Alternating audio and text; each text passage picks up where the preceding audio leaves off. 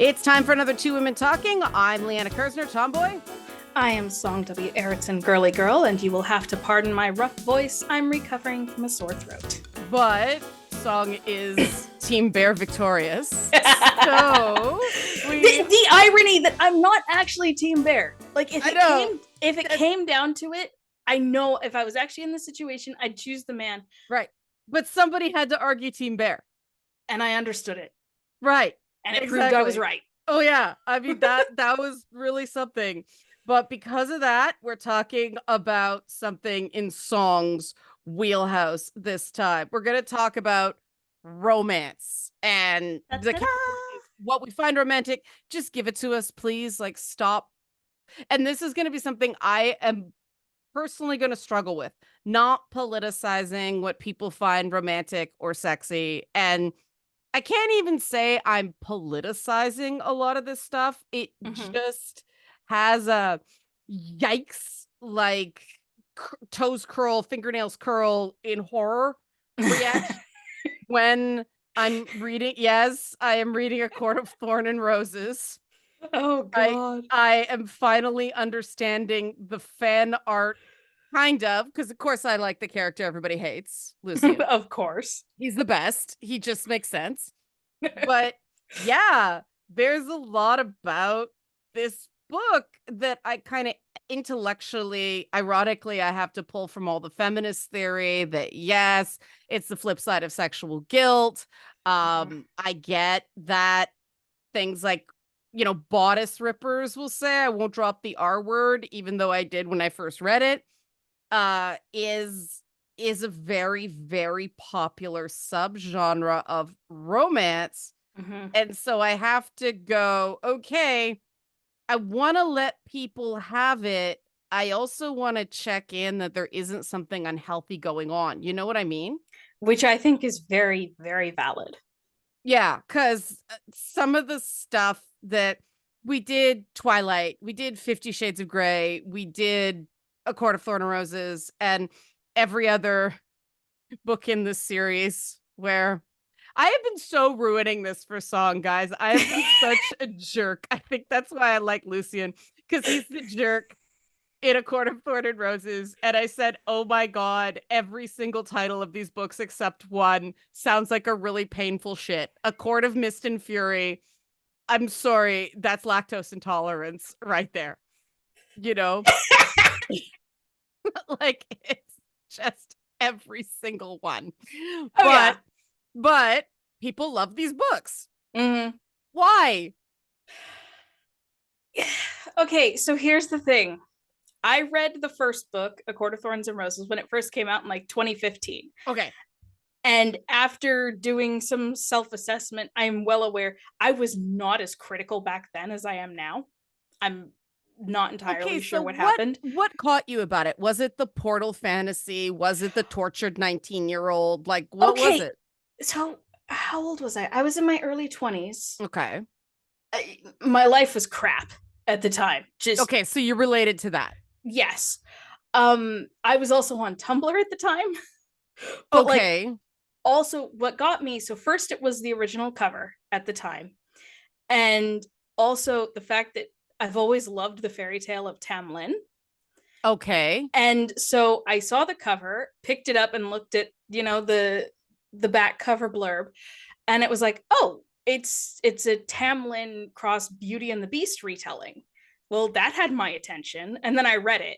Like, by the time I got to the end of the first book, I was already like, wait, why is she with Tamlin when Rhysand is right there? He's a much better option. And then, of course, book 2 comes along and, oh, hey, Tamlin has gone completely off the cliff and absolute jerk territory. And hey, here's Rhysand to play the hero. Right. So for people who don't know the legend of Tamlin, yes, it's a fae creature that collects women's virginity. Not quite. Okay. So Tamlin is a human who has been captured by the fairy queen. But the original, like the myth, not in the story, not in A Court of Thorn and Roses. No. So in the fairy tale, he's a human knight who's been captured by the Fae Queen, and this nobleman's daughter goes up to this rose bush on a hill and Okay, so that part's the same. yeah, picks one of the roses, Right. and he claims her virginity. Right. So And that part's consistent. Yeah. yes. And then it's when she gets pregnant, her father is like, okay, you have to tell me which one of my knights it is so I can make him marry you. She goes back to the hill and says, okay, how do I get you to come marry me? Because, you know, you're the father of my kid. And he says, okay, on this night, the fairy queen's procession will go down this road. Right. Hide in the bushes. When you see me, come out, grab me, pull me off my horse. She will turn me into every foul creature. But if you hold on to me, eventually she'll be forced to let me go. Okay. And so she does, and he's turned into a bear and a wolf and like a burning torch at one point and a snake, but she manages to hold on because, you know, she is a pregnant woman who is determined to get her husband in the Middle Ages. Right. So like she's pretty fierce about it. And at the end, the fairy queen is like, oh, Tamlin, curse the day you entered my realm, right, walks off. And Tamlin and the girl live happily ever after. So right. the stories say. And that's the base myth that gets turned into this epic that we're now 5 books in. Yeah. Well, I mean, Tamlin doesn't last long because, like I said, by the second book, the love interest switches. Well, you feel it shift about halfway through the first book. You have not even gotten to Under the Mountain yet. Oh, but it's just, you feel the moment where Sarah J. Maas went, nope, this isn't working for me. I'm gonna heel turn bear man. Irony. It's not the first time she's done it either. Because like even there's a joke that like when you read a Sarah J. Maas series, don't get attached to the first love interest. Okay. Because like the same thing happened in her Throne of Glass series, which I haven't read. I tried, I couldn't get into it. And I don't mind that element. Mm-hmm. It just it's the first person, and I intellectually recognize the appeal of first person narration in these stories. Okay, look, if I say this in writer circles, especially romance writer circles, I'm going to get lambasted. But first person narration covers a variety of sins in writing. There is so much more you can get away with without having to do characterization or proper character development. Yes. And it's why so many authors default to it, because it's a crutch. I won't say it's easy, but it is easier. Well, it's not easy because there are so many moments. I remember, I mean, the funny thing is that romance is known, you know, the cliche about it is it's purple prose. Mm-hmm. And it was literally a sentence involving the color purple, which was one of my early, you have to not intellectualize this, Liana. That's not what this is for. Okay, and also an important thing to know about the A Court of Thorns and Roses books. So, like I said, her first books were the Throne of Glass series. Right. Which were YA. And technically, I think that series is still ongoing. And all 3 series, Throne of Glass, ACOTAR, and Crescent City. Oh, I'm getting a ton of ads for it now on Amazon for Throne of Glass. Yeah, it's not going to let me go. No, they're all a multiverse too. Okay, so they're all sort of in the same continuum of Rysand and a few of his court from the later books show up in the 3rd Crescent City book. But let's just say I did not finish the 3rd Crescent City book. I think I got 2/3 of the way in and was just like, fuck this shit, I'm done. But that's because I hated Bryce. Bryce was such an asshole, and she's constantly calling out the men around her for being assholes, and specifically the alpha hole phrase. Yeah. But I'm like, is that where it comes from?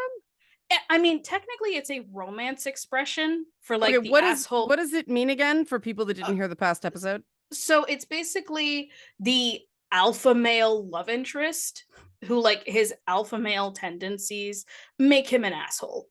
But like there's enough romance that the readers will overlook it, especially if it's stuff like possessiveness and some aggression that women find appealing when they're reading it. Yeah, this is one of the things I'm struggling with because Mhm. obviously this is not my thing at all. And I have to remind myself that this women like this. Okay, I think I've said this on the Discord, but I'll say it here as well. So I read the first A Court of Thorns and Roses book when it first came out. Again, that was like 2015, 2016. And I have never reread that one. Like I think A Court of Mist and Fury I've read like 3 times. Okay, so it But I've picks up never that. Well, that's where it really pivots, right? Yeah. I'm if once you finish this book, and especially if you do go on to the second, I've already bought all of them. I am committed. I am reading all of this just for research purposes because I need to understand. Good, because I really want to hear your thoughts on Rysand and that whole relationship.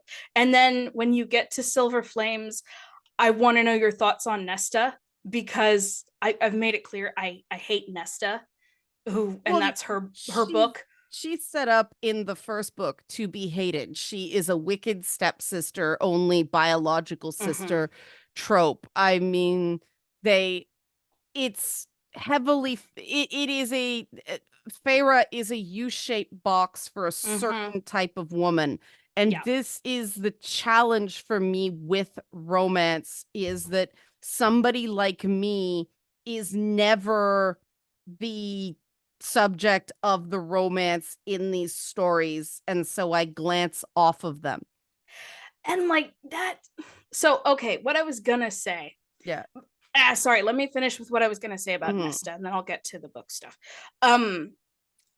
The most recent book, A Court of Silver Flames, is Nesta's book, because Feyre and Rysand's story has mostly closed, and so now it's moving on to the other sisters. Is that the last super giant thick book? Yes. Right. And that is the one where that one had to be put on new adult shelves. But so I'll get to that point in a second. But the thing about Nesta is a lot of pop feminists after the Silver Flames book have embraced Nesta because they're like, oh, this is feminist. She's an angry woman. And yeah, she's not nice, but women don't have to be nice. And I'm like, but there's a line. Neither's Feyre. No, but it's so okay. That's something I wanted to get to. Is so Throne of Glass series was YA. A Court of Thorns and Roses, Moss's publisher wanted her to write another YA series, right? Which is why she's 19.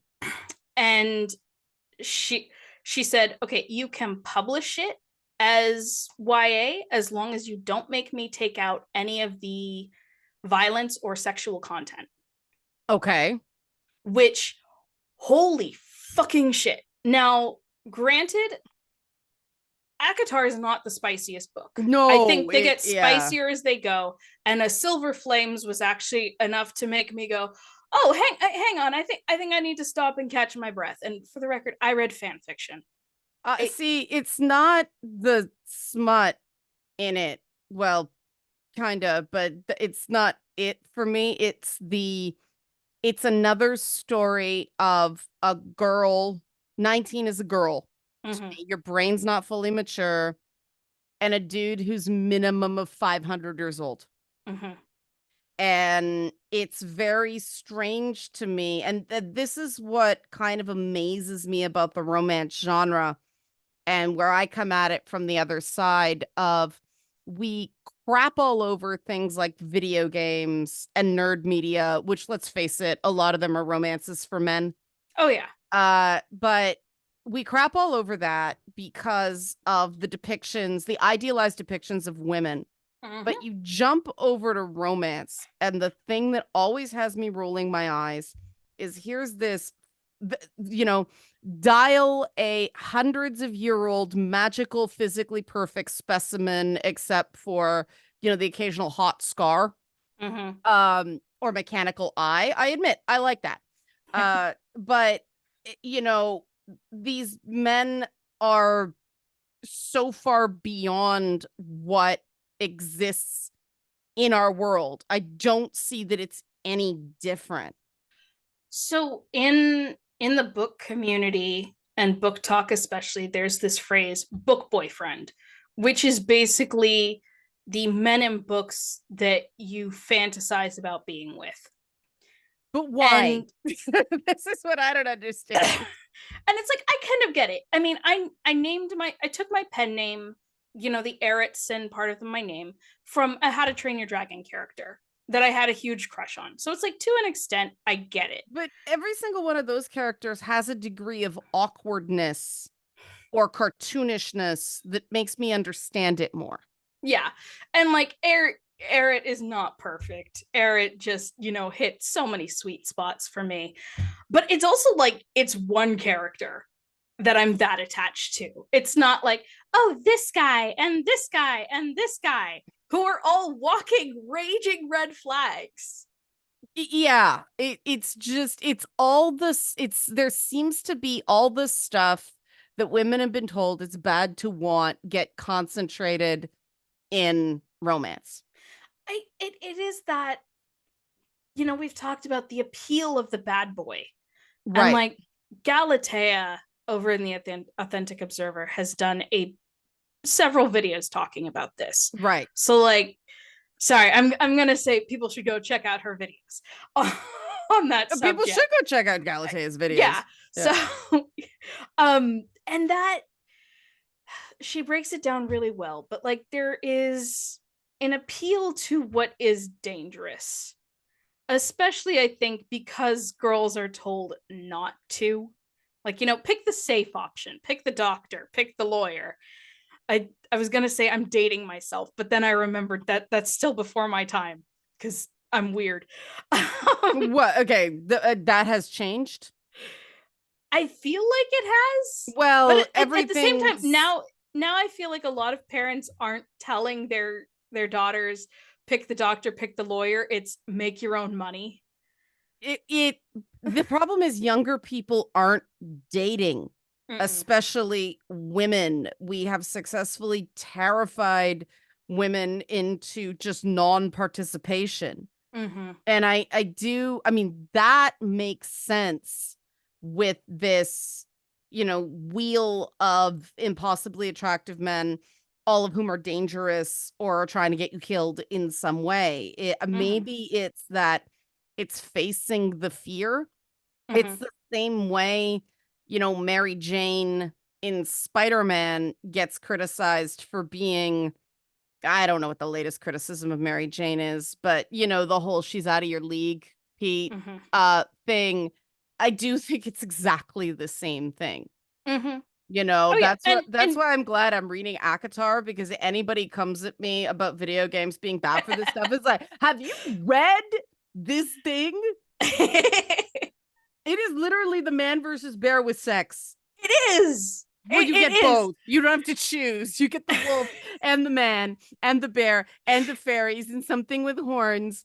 And then totally ignore the very cool ginger boy with a cool clockwork eye and facial scars. What is wrong with you, Feyre? Okay. No, it's like in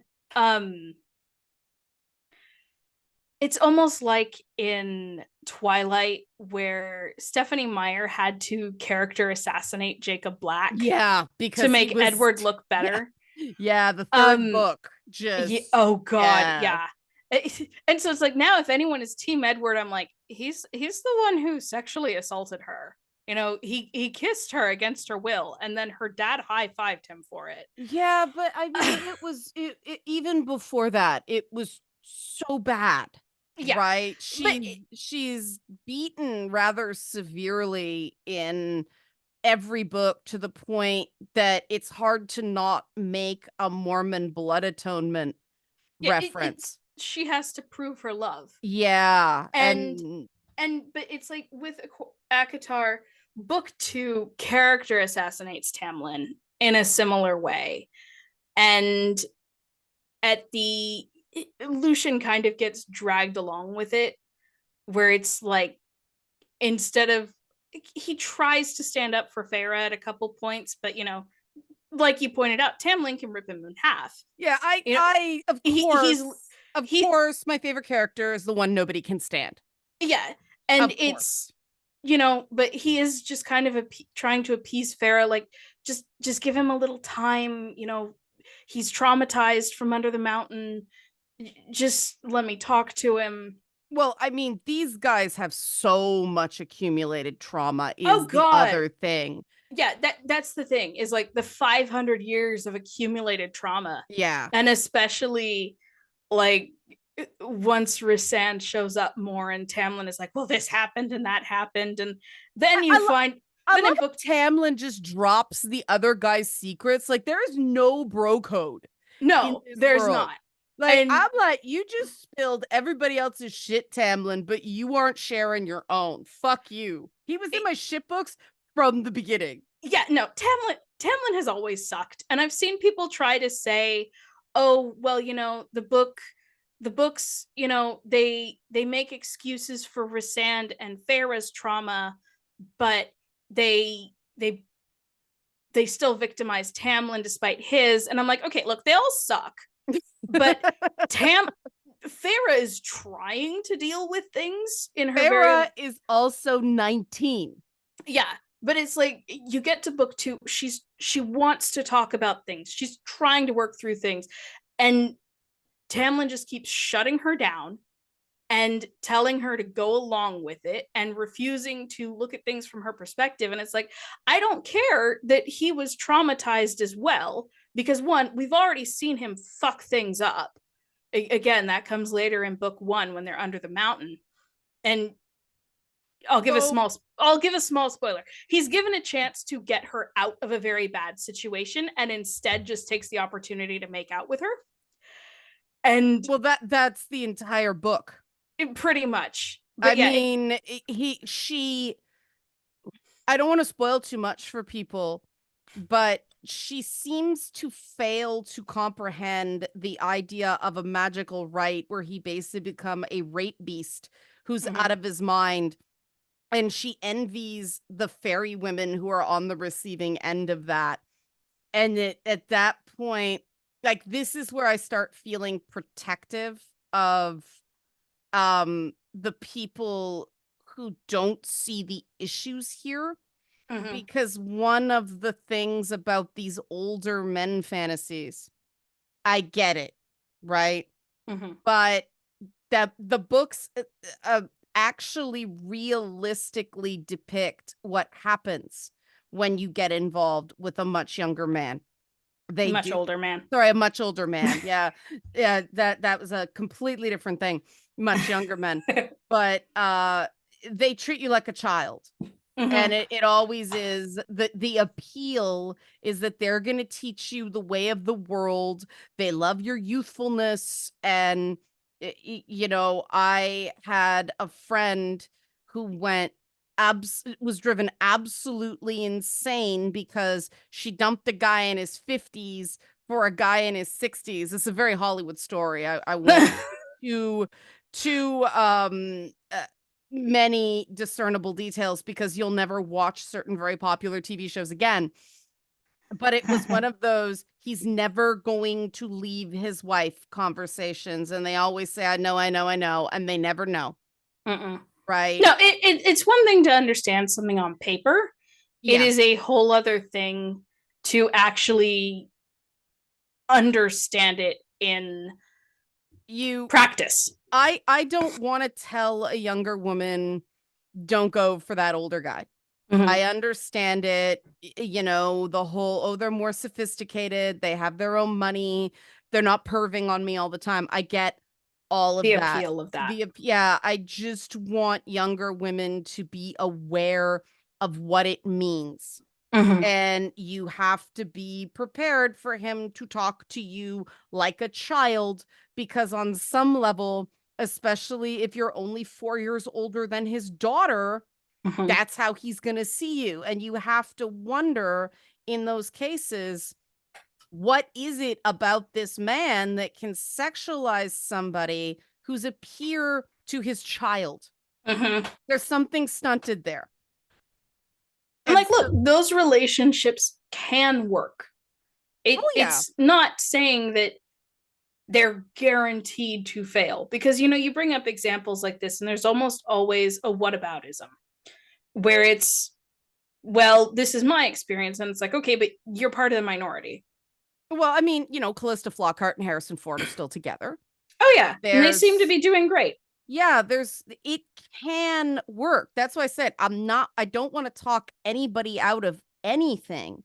I prefer to it's the same thing I feel about video game romances. Like, can we please get something that actually helps contextualize real life stuff? If a guy does this is a red flag, or I'd love to talk about yellow flags more. So I also want to give a bit of a counter to the kind of flip side. What is it? Aaron Taylor Johnson, the actor who played Pietro in Age of Ultron. Okay. So his wife is a director who is significantly older than him. Okay. And she was a family friend.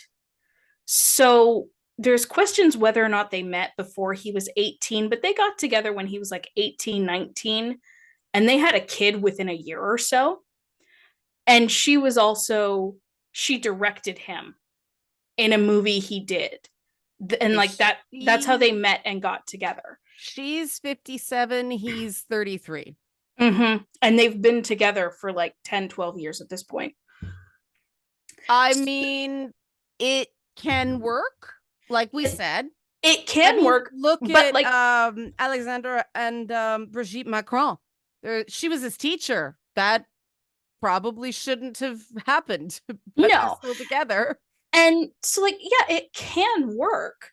It is just still something to be aware of, even if it's a woman. And like, he has come out and said, "Oh no, she didn't groom me. This was," and I'm like, look, just be aware that just because you don't feel you were groomed and you don't think you were, it's still red flags.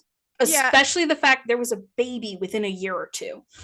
And this is why, and that very well could have been like she was running out of time. There's a reason there, but still, that's why it's like, okay, let's talk about, because it's not the age, it's there is already a thing about society making it acceptable for people in general, older women and men, to talk down to young women. Young women especially. Yeah, I'm being specifically, this is about the target, not the person doing it. I watch young women talk down to other young women all the time. And it's like, who taught anybody that this was an okay way to talk to people? Older women. Well, yeah, somebody taught them, right? And that's more the issue of, it's not, go ahead and try it. I just want there to be a ripcord for these ladies so that when something feels off, they trust their gut and get out. Yeah. Because when everybody tells them don't do it, they're too embarrassed to admit their friends were right. Yeah. And also there's this weird thing of like friends who are like, oh, well, I've met women who are like, well, I hate her boyfriend and I think he's a bad idea, but I'm not going to say anything. And I'm like, why not? Like, well, it's not going to be. She won't believe you and it'll wreck the friendship. I get that. But it is also like, I don't know. I'd want someone to say something. I say something. Oh yeah, we had a situation. Boyfriend, no, like, don't chill, dude. I like you. Like, it's cool. This just got awkward because I know he listened, but Song knows I speak my mind. Oh yeah, so I don't do this. I'm like, oh my god, poor. Yeah, we don't say his name because It wasn't about him. Well, tangentially. Right, but okay, this is just facts sometimes, because I agree with you. I do think that you're not helping. You just gotta put it out there as, look, this is a scenario. I'm not telling you what to do, just, wisdom of years here. This is going to become an issue. Yeah, it's just, hey, this is what I'm seeing. I Yeah. want you to be aware of it. Yeah. Which, Yeah. like I said, there was a scenario. I had you and Eileen giving me advice as older women, and I appreciated that so much. Yeah, it was Like, peak Latina. Like, yeah, you just got yeah, yeah. yeah, and it's like, even if I had to step back and see the situation from my own perspective, and I had to make my own decision what I was going to do about it, Right. I was still so grateful that I had you to give me advice. And that's the one thing And I notice about romance novels. They tend to be devoid of other women looking out for the female lead. so that actually brings me to the subject of Bridgerton. Okay. Because I was just watching a video that was comparing the books to the show, the first book to the first season specifically.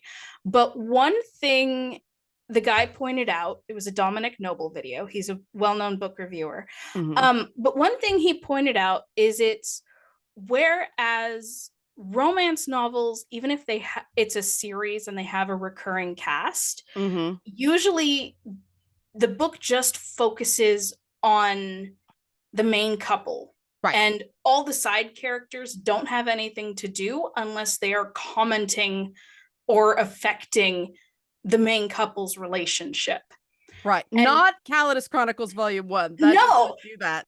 No, and like that's the thing. And that's why I think Calidus, you can't actually compare it to the Bridgerton show, because with the show, they gave a lot more development and time to, in particular, the other Bridgerton siblings, as well as the side characters, to flesh them all out and give them their own running side plots that carry through the seasons, and that are also building up to when the siblings get a season that focuses on them. So it's like some love interests for later have already been introduced.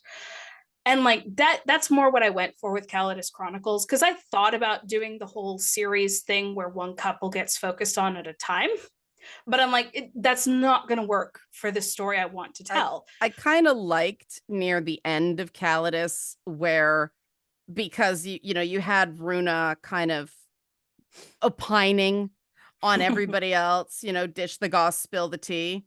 And then so when she finally gets infatuated, I'm like, hey, now it's your turn, Runa.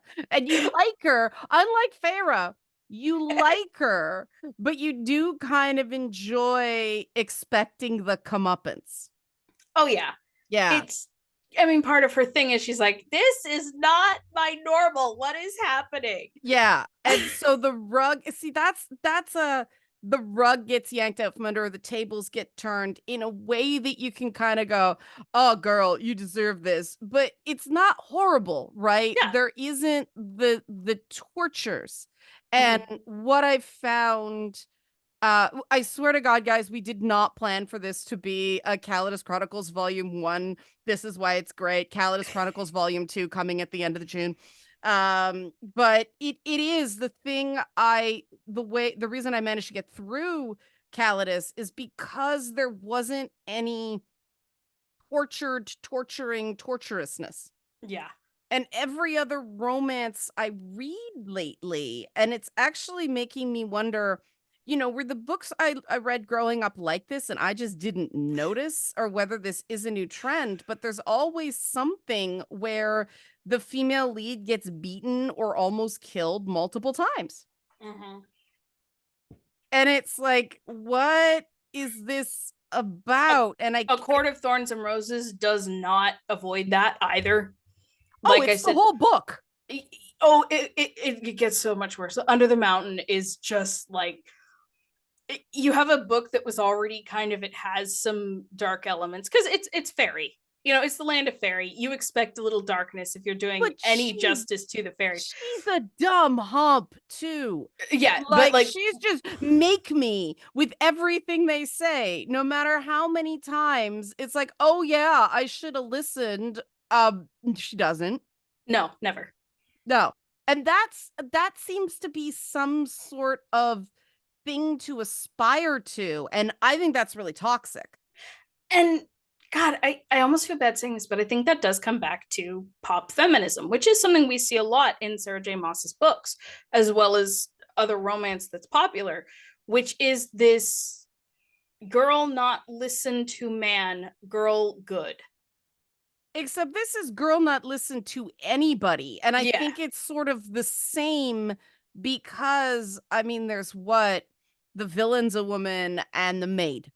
That's it. Oh yeah, and the other fairies that are, substitutes for the lead during the rapey night of rapiness. And I mean the female villain is just set up for the big bad of the rest of the series that comes into book 2, who is Yep. a man. Yeah, it's strange because there is this thing in pop feminism where older women bad. Yeah. And that is not feminist. No. It's not, but there is this thing of you can't tell me what to do, and yet it's they set up men as dangerous but also men as protector, Mm-hmm. and they're the same guy. And isn't this exactly, I mean, the feminism I came up in was all about getting us away from that. Now, I did not come up in white feminism, so maybe that's the difference. But it just, I have a really hard time connecting to this. He is my protector and my torturer kink. Yeah, I don't get it. You don't get it either. No. And like this is why I am at odds with the romance community in general. And like I try to get into it because like I want to market my book. And obviously I want to get romance readers, but I'm also like, I think my couples might be too functional for romance readers, which puts me in a bit of an awkward spot. Well, you have to pivot to fantasy, I guess. I guess. I mean, So, there's situations you can put them in that aren't dysfunctional. It's well, I mean, political. yeah. And it's like I can still create drama with it, but it's, I want the relationship itself to be functional and I want them to be able to communicate. Yeah, And it's just so weird that tropes versus women got turned on video games when the romance genre it's is right there. so much worse. It is. And it's like the call is coming from inside the house. Well, I'm gonna connect it together, and people are gonna think I'm rage baiting here, and I'm not. I blame the Buffy the Vampire Slayer Anita Sarkeesian continuum for this one because a certain generation of women were raised to believe that Buffy was feminist, and it's not. The idea that the quintessential feminist text was made by a man. My God, When that's Charmed was right there. Shout out to Bobby Calloway. yes, of course. It's at the same time that is so quintessentially Hollywood pop feminism. Well, it is. It's got to be a man. Well, the Paul Feig stuff with Melissa McCarthy, it's all got to be man's stamp of approval, which is why we got the pictures of Anita Sarkeesian goofing it up with Joss Whedon because she met her idol, and then that all happened. She got very quiet and then married herself for her 40th birthday.